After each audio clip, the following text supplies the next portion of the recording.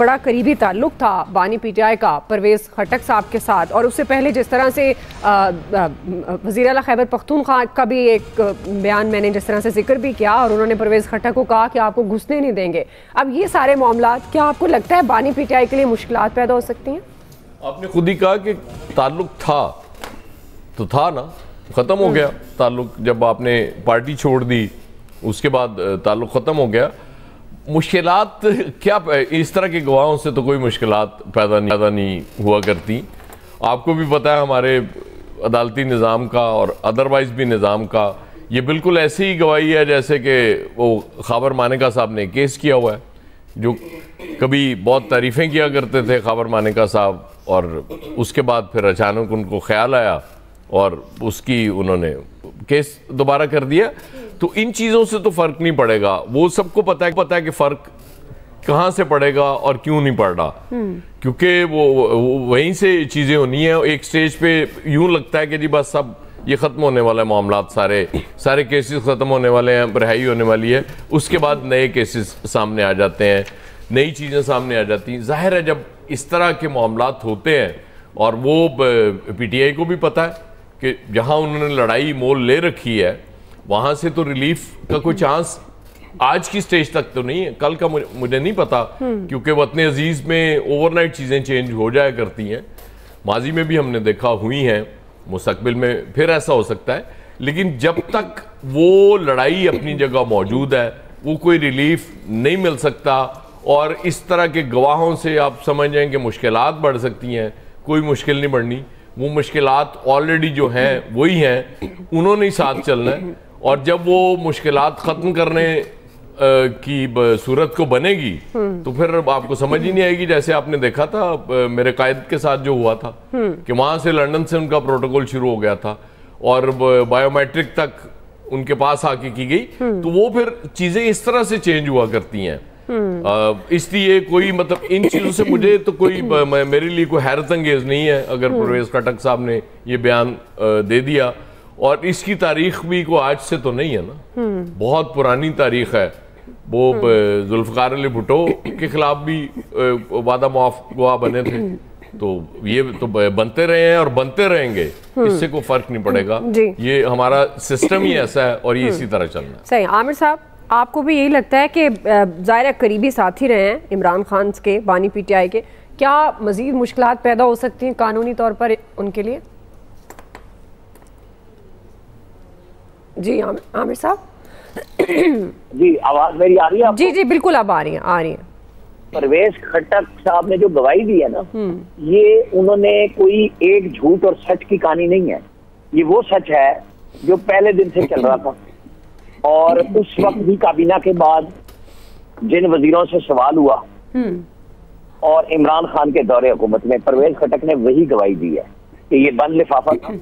और असल इशू है प्राइम मिनिस्टर की तरफ से छुपाया जाना कि जो पाकिस्तान के पास पैसा 190 मिलियन पाउंड हुकूमत पाकिस्तान के पास आना था वो जुर्माने में अदा कर दिया गया। बस केस इतना है कि प्राइम मिनिस्टर ने अपने इख्तियारात का नाजायज इस्तेमाल किया, लोगों से धोखा किया, झूठ बोला।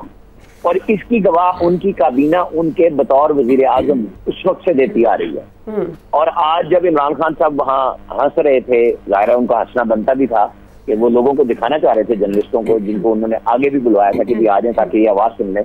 और परवेज खटक ने कोई पॉलिटिकल फिक्र नहीं कहा, कोई ऐसी बात नहीं कही कि भी ये गवाही इस तरह बढ़ाई गई है। उन्होंने वो बयान किया जो उस वक्त सामने आ गया था। सही। अब असल इशू ये है कि खान साहब जब नवाज शरीफ के फ्लैट्स को वहां बैठ के याद कर रहे थे तो भाई 4.25 साल आप यही तो काम करते रहे। आप क्या, जनरल बाजवा और जनरल सैद, उस वक्त की ISI, सारे लोगों ने यही तो काम किया था।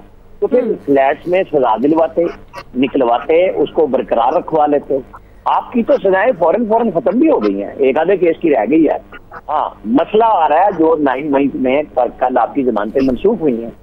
अब वो मसला फौज और आपके दरमियान में है। फौज बराह रास्त कह चुकी है कि आपको या तो माफी मांगनी है, जुर्म कबूल करना है और फिर आगे चलना है, वरना आप कुछ नहीं कर सकते। ये बहस चल रही है। हम और आप जो मर्जी कहते रहे, जो सच है वो सच है। नवाज शरीफ ने जब काम किया कि लोगों को ये खतरा हो गया था कि पता नहीं ये क्या कर जाएगा, इतना मकबूल हो चुका हुआ है। और एक्सटेंशन भी नहीं मिलेगी जनरल बाजवा को। तो इमरान खान को तो वो लॉन्च तो कर रहे थे ना 2011 से, तो उनके चाहने वाले, मानने वाले, पैसे, प्यार, मोहब्बत सब कुछ बांटा गया, उनको बनाया गया एक मॉन्स्टर के स्टाइल में कि जी बस अब, और वो खुद भी समझने लग गए थे, वो लोगों को कहते थे कि जनाब मेरा मुतबादिल ही कोई नहीं है फौज के पास, तो वो लाएंगे किसको। अब जब आप देव हेकल बन गए अपने अंदर ही, तो फिर आपके साथ वो हुआ जो अयाज खान साहब कह रहे थे कि सिचुएशन दिनों में बदल जाया करती है। आइंदा भी कुछ नहीं बदलने का जब तक सियासतदान आपस में नहीं मिलेंगे, या रूल्स ऑफ द गेम इस मुल्क की अदलिया, एस्टेब्लिशमेंट और पार्लियामेंट के लोग बैठ के तय नहीं कर लेते कि हमें कैसे चलाना है। और आमिर साहब ये क्या खबर है, वो कह रहे हैं चीफ जस्टिस काजी फाइज ईसा मेरे केसेस को ना सुने।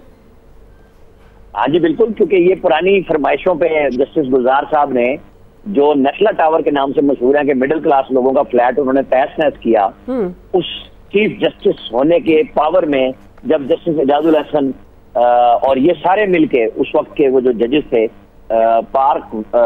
कॉन्स्टिट्यूशन 1 को रेगुलराइज कर रहे थे, उनके वकील भी रहे, उनके जज भी रहे और इंसाफ भी देते रहे कि पैसे भी नहीं दिए, वो लोगों से ले लेके उन्होंने किस्तें दी।